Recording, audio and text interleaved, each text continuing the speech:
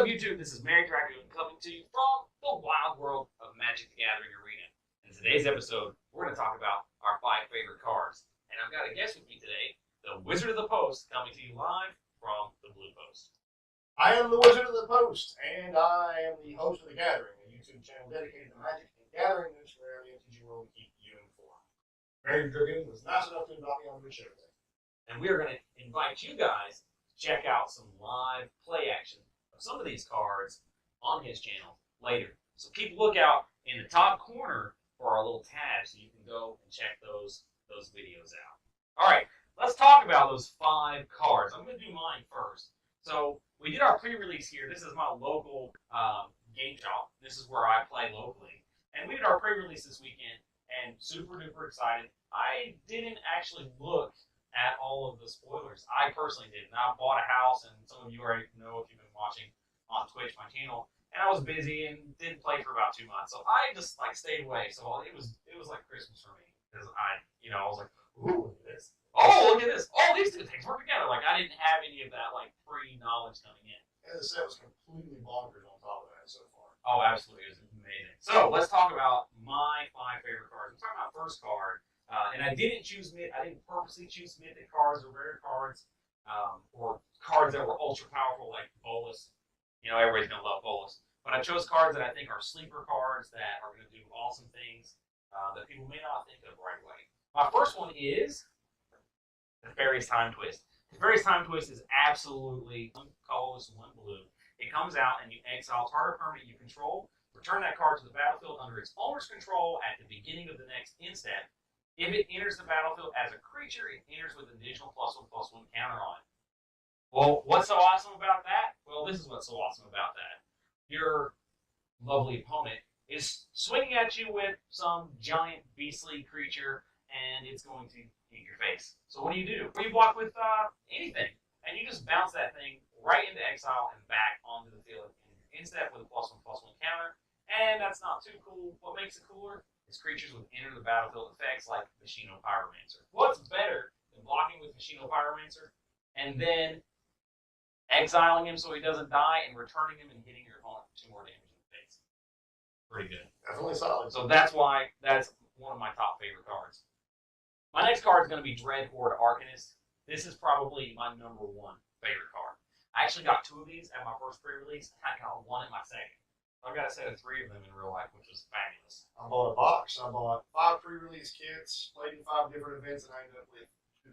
Wow. So I got super lucky, I guess. So why is this card so awesome? Well, as you can see, he is also a 2-cost card. And if you play Magic with me, I typically like to play the game quick. I want to win by round 6. I want it to be done. And if I go into the long game, I usually don't win. And Dreadhorde Arcanist helps that happen. So basically, he's a 1/3. When I swing with him, anything that's in the graveyard that's an instant or sorcery that is converted mana cost the same as his power, I can cast it for free. Well, that's terrible, isn't it? What we got? A handful of spells? That's not that great. Words, Fury, There's a few things, shock, stuff like that. Yeah. But what happens if you pump them up? Make them a 3. Then what do we get? Pretty much, if you're the critics, live stage, Wither's Lightning, counterspell, basically all the good stuff. So if you put 2 counters on this guy, he's going to go back in and grab all kinds of things and basically close out the game real quick for you. And that's why he's my second favorite card. Next, I'm going to talk about a Planeswalker. And I sort of, on purpose, I chose a Planeswalker. And my Planeswalker was the Wanderer. And why did I like the Wanderer? Well, she saved me at pre-release night.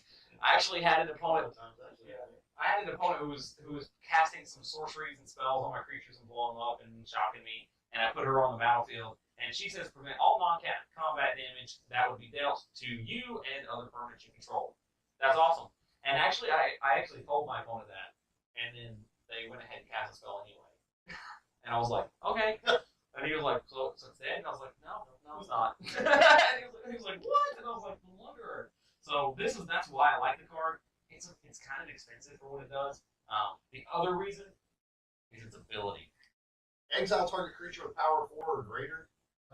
Whenever she hits the board, probably whatever's landing on the other side on turn 5 for your opponent is going to be fairly significant. So it can either hit the board and already take out something like, I don't know, Steely Champion.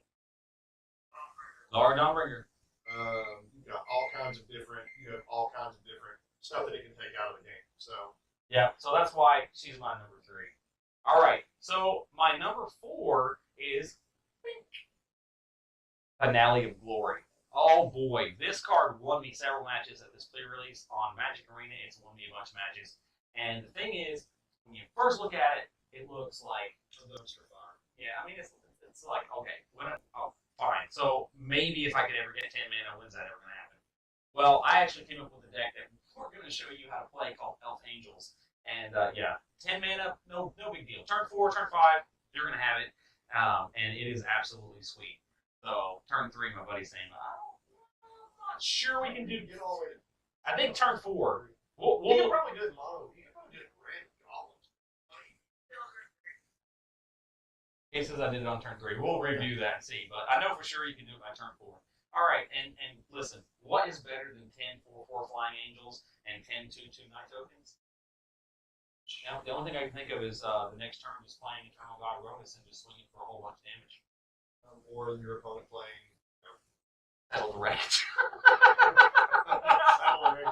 I'd empty a deck real quick. It'd be 20. Go get 20 lands.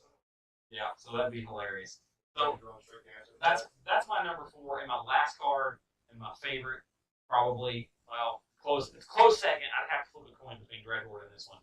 Is Nessa, Who Shakes the World. She's fabulous, absolutely fabulous, but she looks expensive. I actually got her as a promo for my weekend, and I didn't play her because when I read the card, I remember I came late, so I had like 10 minutes, and I was like, I'm trying to build really quickly, and I read put a 1/1 counter on one target land, and I was like, but I didn't get the 3 part.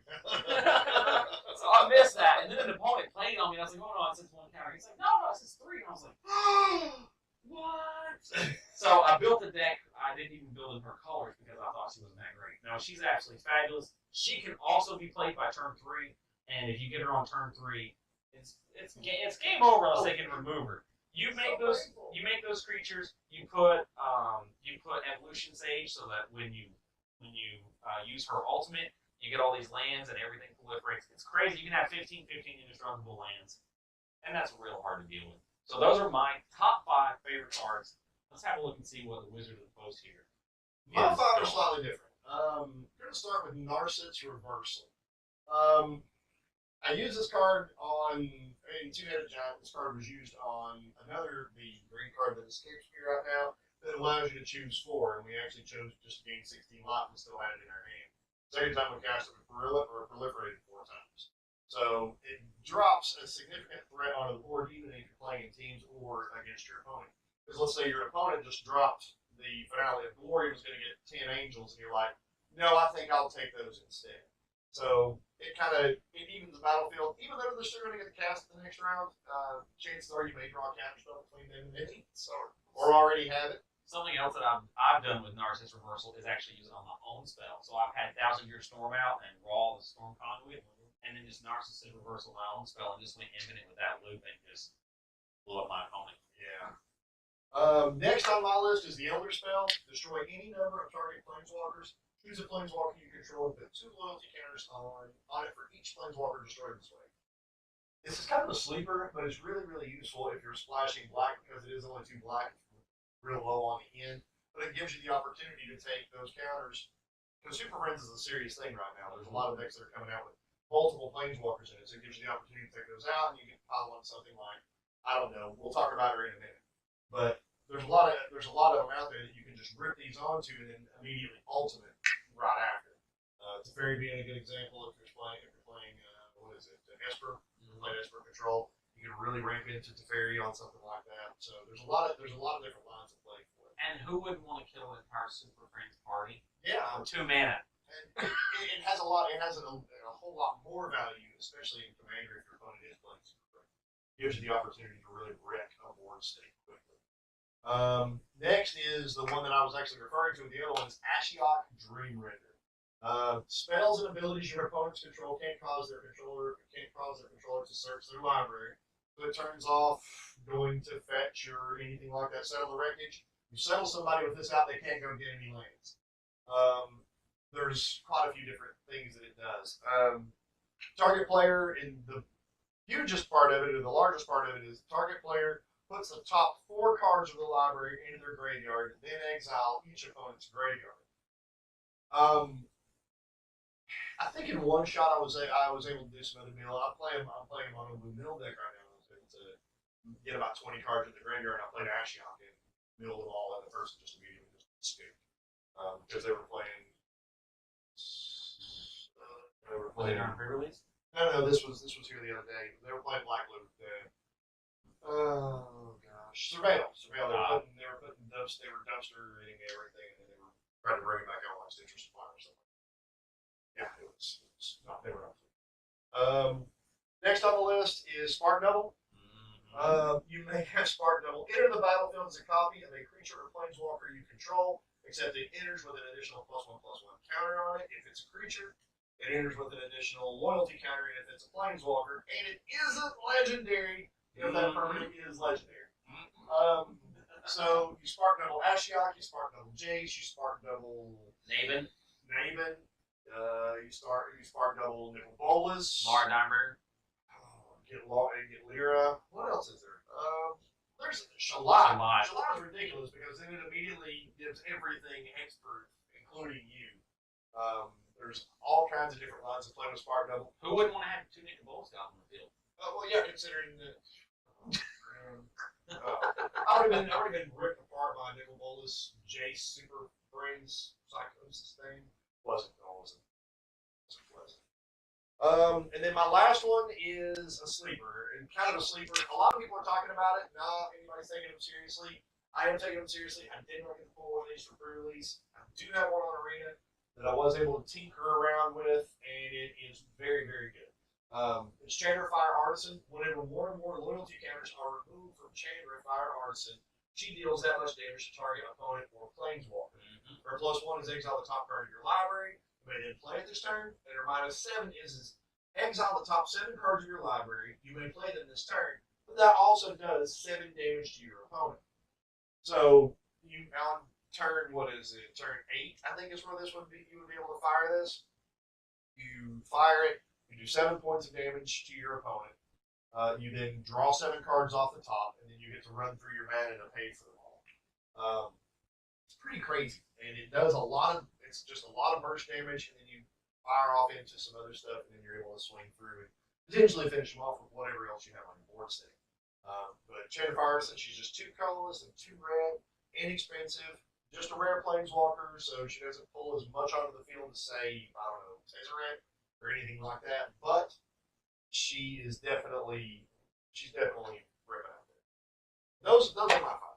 So. All right, guys. So if you're interested, click the button up here, and you will see us playing some decks with these cards in it. Guys, until next time, I'll see you, and happy adventuring.